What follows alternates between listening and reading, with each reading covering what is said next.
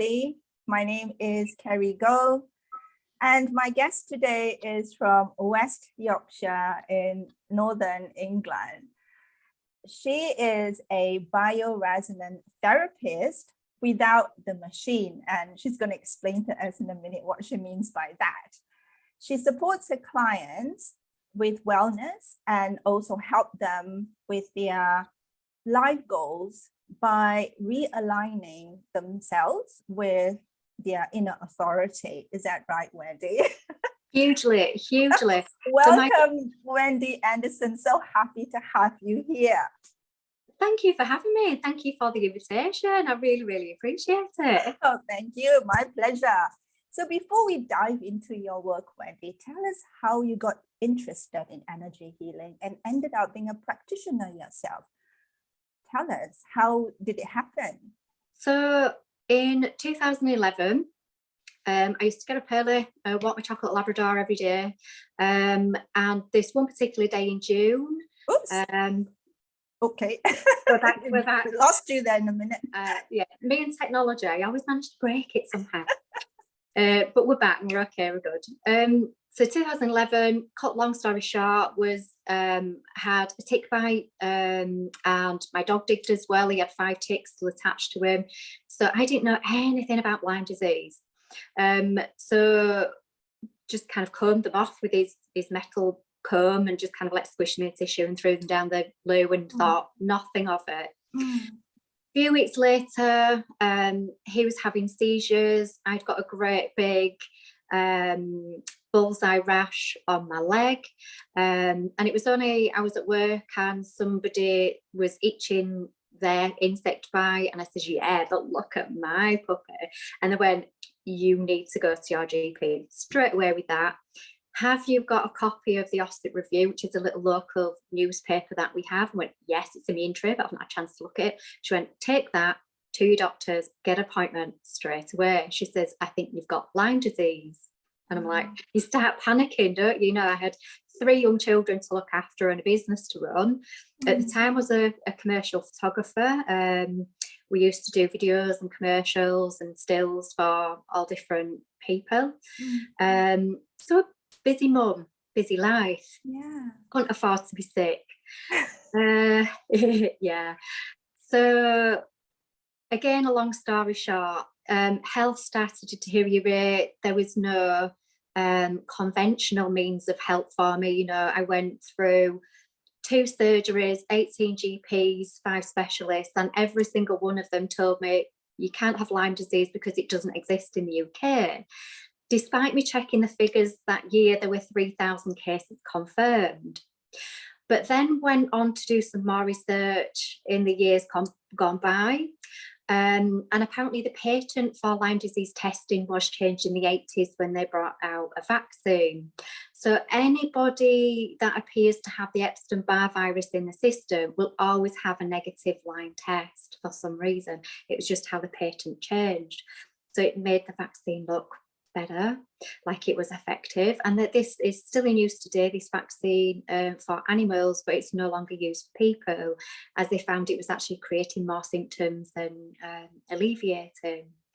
But the patent for the testing is still around today, so there's only 20% of Lyme disease that will ever get picked up in people, because 84% of the population carry Epstein-Barr virus. So what are the symptoms, Wendy? I never heard about Lyme disease until you mentioned it. Then I researched a bit more and say it's more common in the States, less so in other parts of the world. So what are the symptoms? What did you have to endure all this time? Wow. It felt like my whole body was shutting down. Hormonal system was all over the place. The fatigue, you know, just even lifting my head off the pillow was exhausting. My husband had to carry me into the shower. I couldn't stand up because it was exhausting. Yeah, I had to sit down to bathe. So it was really tiring. My whole body hurt. Everything ached. Getting dressed was a challenge. My balance went. If I closed my eyes, I would fall over.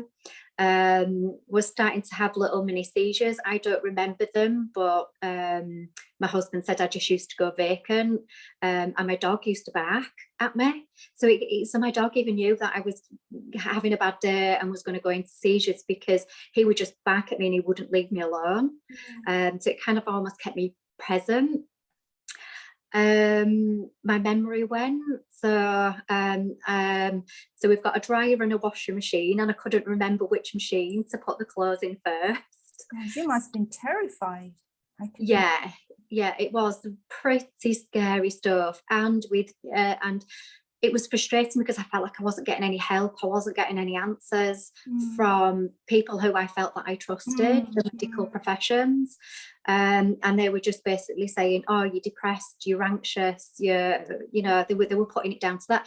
And at one point even prescribed me antidepressants, but I was told they were painkillers. So obviously I was really angry, and I went to that GP and said, I'm not depressed. During my work, when I was starting to feel ill, we had to let our business go because it was too much.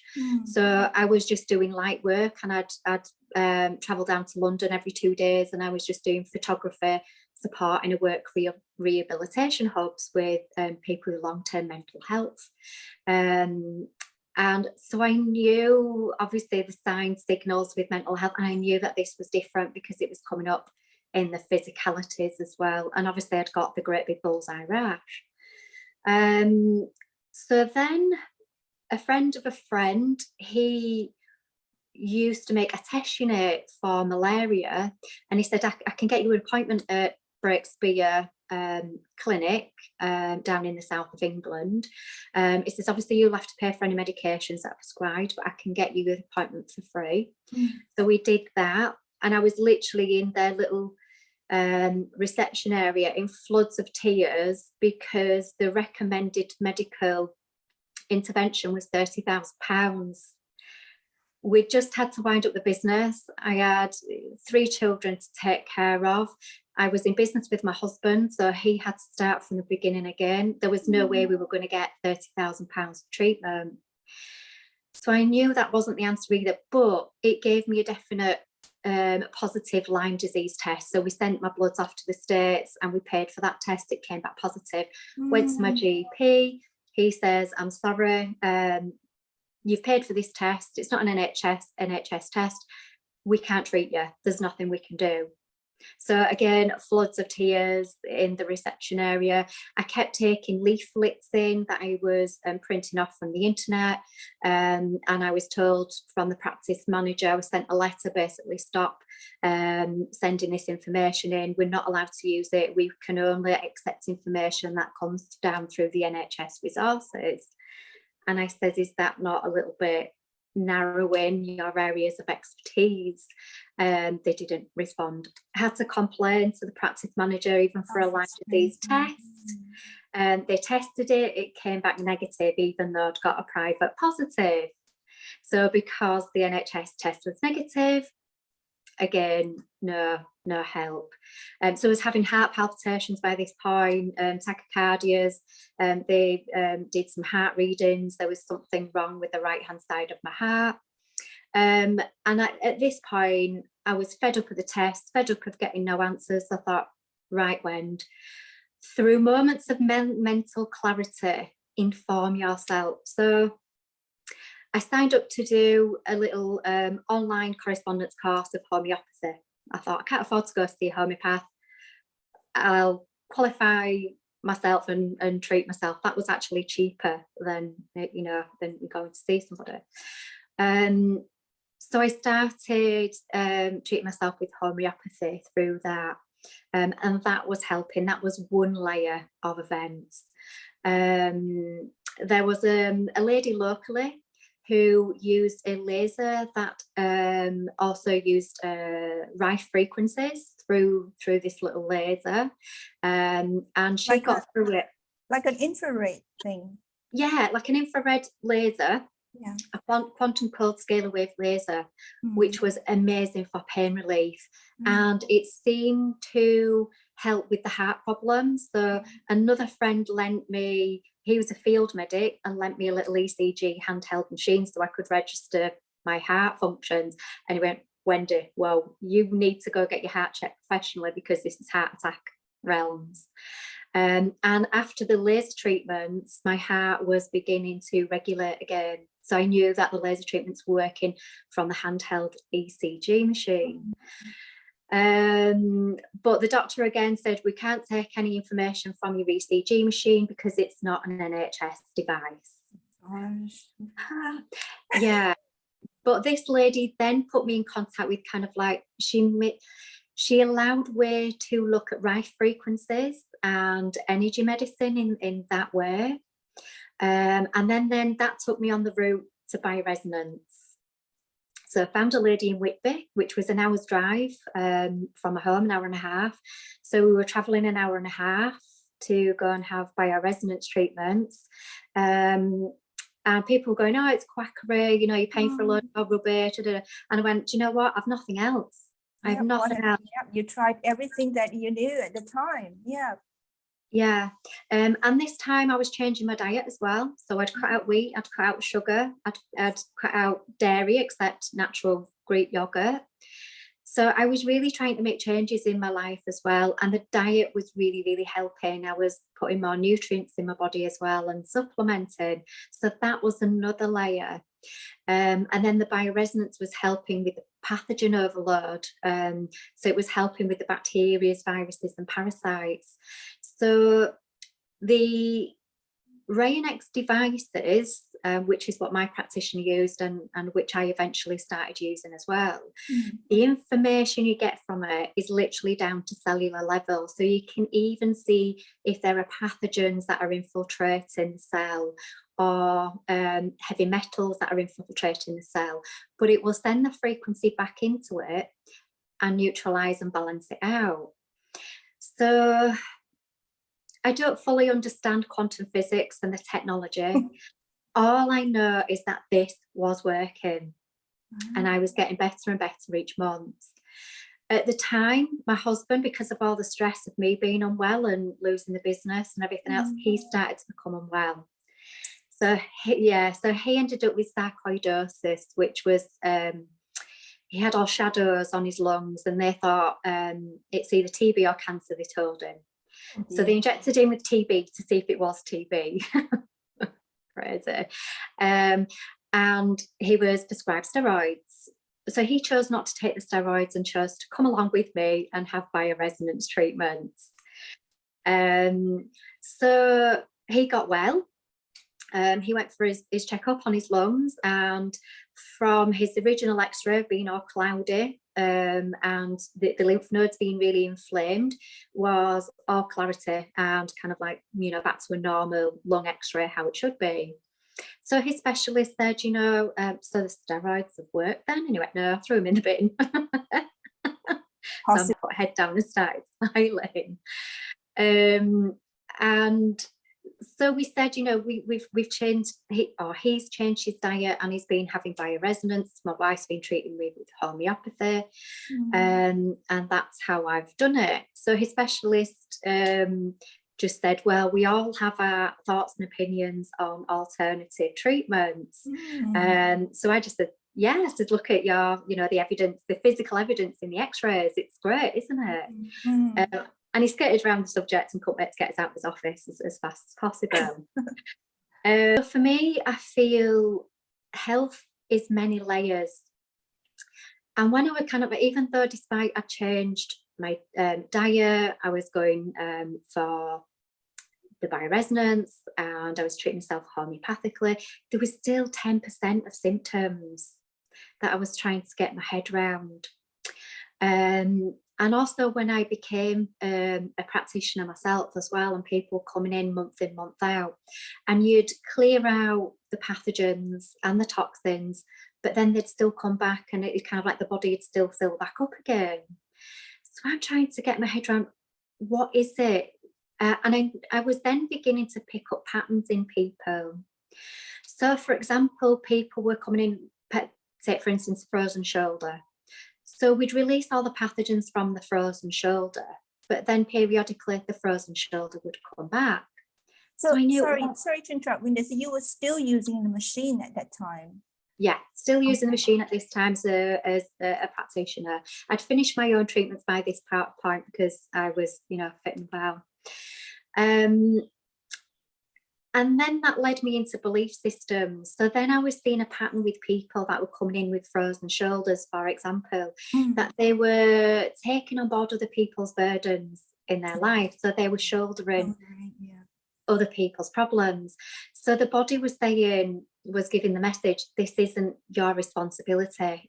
These are other people's responsibilities. We are only responsible for ourselves only. Yeah. So then that led me into belief systems. So then that's when I kind of started to work differently. And the belief systems were just coming in as I was working. So then we discussed the belief systems. And then that seemed to be the trigger. That was the curative element of it. That they no longer needed to come back for whatever condition it was. Because as soon as, even if they got a little twinge, it was kind of like, right, that responsibility isn't mine. I'm going to go away and I'm going to do some self-love rituals or disciplines, and I'm going to unburden myself of those others' problems. And then I didn't see that person that I'd say, how's your shoulder been? Bob, great, fine. So the mind pre-exists the matter. So it's looking at the thought processes as well as what's going on in the body. So the mind is connected to the body. So looking at these things as separate, I feel is really causing ourselves a disservice. So then this brought me back to, we have everything that we actually need within us. It's just we've disconnected from ourselves in many, many ways. And now I teach finger kinesiology as well. So people can ask their own bodies, bypass the mind, which will probably tell you lies all the time, but the body tells our truth every single time. So we can get yes or no answers from our bodies just by simple muscle testing that anybody can learn how to do. And you can ask any question. So is my vitamin D balanced today? You can ask, is my vitamin C balanced? So even kind of like keeping a balanced nutrient little ritual going on a daily basis can really, really help, because the importance of nutrients is we need them to function. Without balanced nutrients, you can't heal, you can't operate. So we even just taking that basic layer of managing our nutrient levels is just starting the right direction of taking a little bit of responsibility for our own bodies and our own well-being in a loving kind way, and reconnecting with ourselves, learning how to reconnect, how to ask the questions within us rather than looking for external sources. So then that's when I started working without the machine. And then I actually do certain little experiments. So it was a certain experiment that came to mind. It was a Japanese businessman, and he had got, he'd taken the same water source, same particles, and he said positive words for one, and it looked like a snowflake under the microscope. He said negative words to one of the samples of water, and it looked like a jagged crystal. Oh, I know him. Emoto, I think his name is. Yeah, I think that's the guy. Yeah. He says that I remember he said he played John Lennon's Imagine song, and put the recording next to the water, and then the graphics under the microscope, just beautiful symmetrical geometries. Whereas when he was playing those loud rock music, it was all over the place. Tells you not to listen to rock music. I guess that's a message. Yeah, absolutely. And then this got me thinking.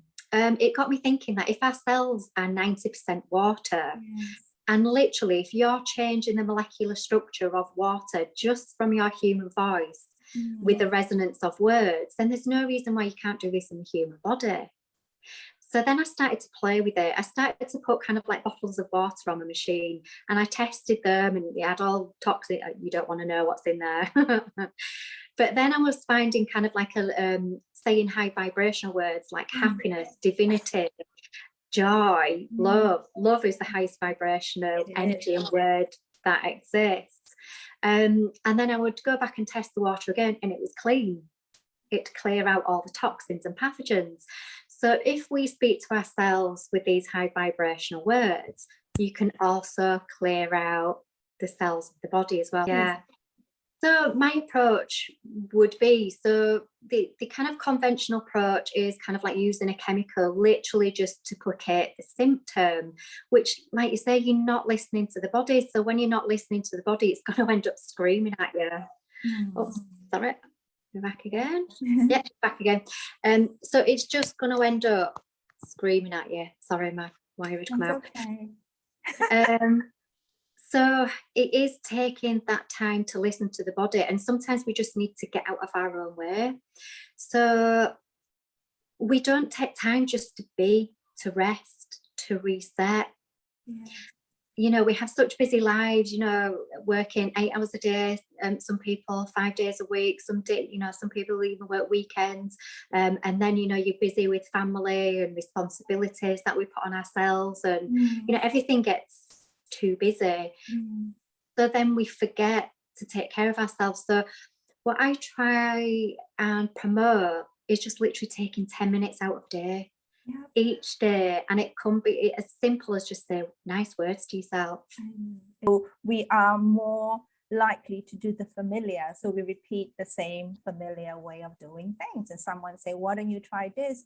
You know, I haven't got time, you know, they do this year until a crisis strikes.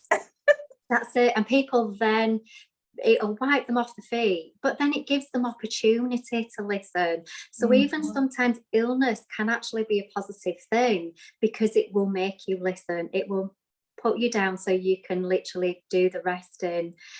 And I like the way that you said that you brought in change. So DNA loves us to change things. DNA isn't fixed. So, you know, all people may have the impression that, oh, my ancestors had diabetes, therefore I should have diabetes. Yes, I love that. You know, now I say that, oh, you know, how they go through your medical history. Have you got cancers in the family, blood pressure and kind of thing. It's almost programming you to expect that to happen. So that's just not helpful, right? And now we know, and it's been proven, that we are not subject to our genes. Isn't that right, Wendy? Yeah, hugely. So there's certain belief systems behind every condition, which I'm finding. So anything to do with cancers is I have no choice but to X, Y, Z. And it depends where you're having the cancer. So if it's breast cancer, I have no choice but to over nurture somebody. So, you know, there are certain pictures and profiles of people that that may come out with the expression of breast cancer, that they may be a single mom, and you know, they may be over nurturing a child, or it may be somebody that's over nurturing even a spouse. And this comes from a belief system that perhaps fourth generation great grandma may have had. And it may be kind of like something in that the life of that fourth generation grandma, where she may have lost all of her family members or siblings, because that was quite common as well in those days. So therefore the siblings that were left, she feared losing them, so therefore she would over nurture the siblings that were left, and then that belief system comes down into the generations.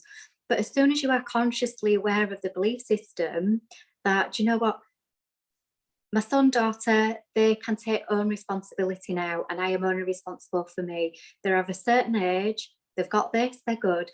And literally by belief systems, we can bypass certain conditions. But through my work as well, I will trace back which generation the belief came from. Wow. Yeah, so it's really exciting. It's fabulous.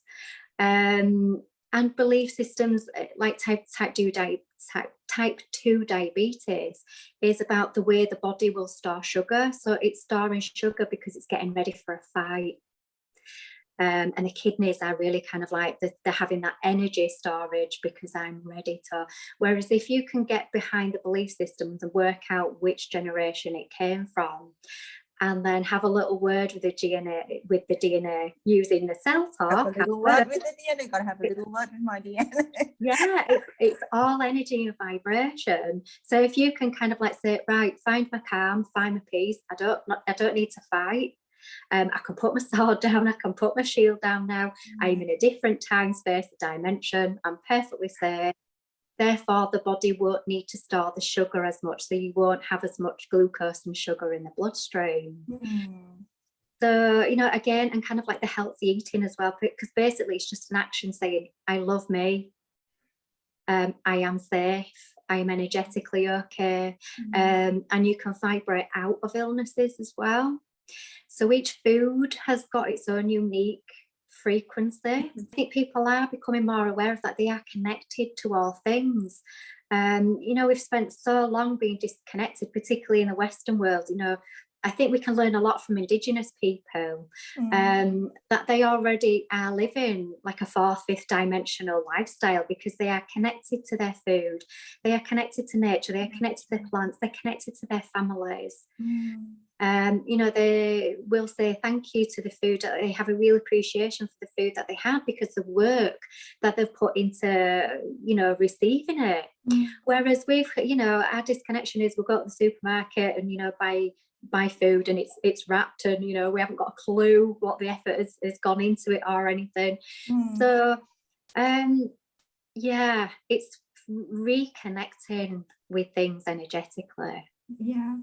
And then speaking of family, I cannot let you go without you sharing about this incredible coincidences that led you to finding your birth mom. So you were adopted, Wendy. So I've just like fascinated and how you found without you consciously looking for your birth mom. What happened? How did that, you know, unfold? Well, it was actually a big thanks to my infectious disease specialist. Okay. Of all people? Yeah, this is a real interesting story. So I only actually had one appointment with the head of the infectious disease department. They were all kind of like interns, and some of the appointments were really, you know, fractious. You know, I wanted to talk about mercury poisoning and one intern had never even heard of it, and, you know, so literally tried to degrade me and, you know, said you don't know what you're talking about, and actually literally walked out of the room so he could have a conversation. So bless him, hopefully I've given the trigger to go away and find out more about mercury toxicities, which are in a lot of conditions. So that's another topic for, you know, kind of like another day. Yeah, so getting back to, so I've gone for the appointment, and he was asking about medical history. I said I didn't know, I'm adopted. And he had this twinkle in his eyes, and he just said, would you mind if I do a little bit of searching or digging? He says, it's a lovely pastime that I have of mine, and I've found relatives for other people. Would you mind if I had a look? And he says, have you got any details? So I gave him the details that I had. So he ended up finding my mum and my sister and kindly wrote to me with their address. So I sent a letter, and my birth mum wrote a letter back and said, oh my goodness, this is really you. So then we met up that year, and it kind of filled the missing jigsaw piece. And it was lovely to hear about my grandparents.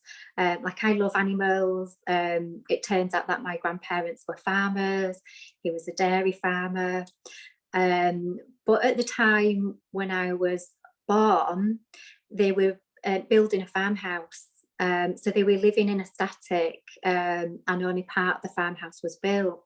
My mum's brother had just got divorced. He'd got 3 children that had just come back home.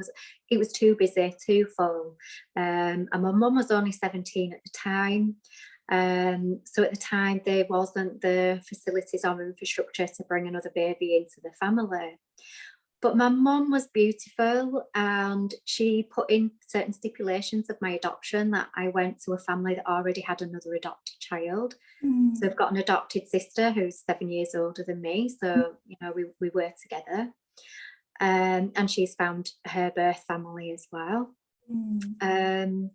So yeah, I mean, I haven't got this really, really close relationship with my birth mum, because my mum, she's got some healing to do as well. She's got a lot of guilt surrounding the adoption. And, you know, I have said, I have, you know, I had a great childhood, I've had a great life.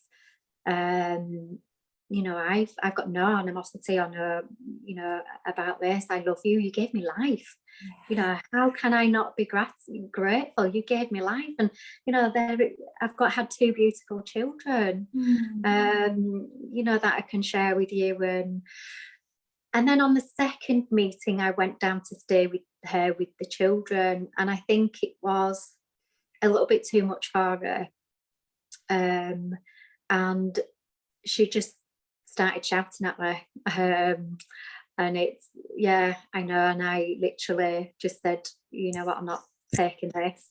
Literally got in my car and drove 5 hours home in floods of tears. And I think it was, for her, it was just everything coming out, you know, the anger, and I was just there at the time.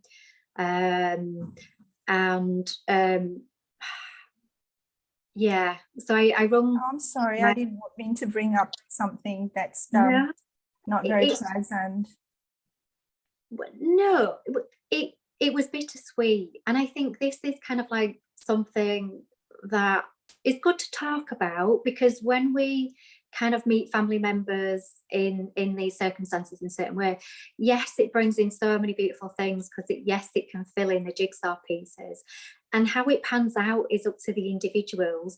But even now, I still do have a relationship with my birth mom, in that every so often, you know, we'll send each other a message, you know, saying, how's your day?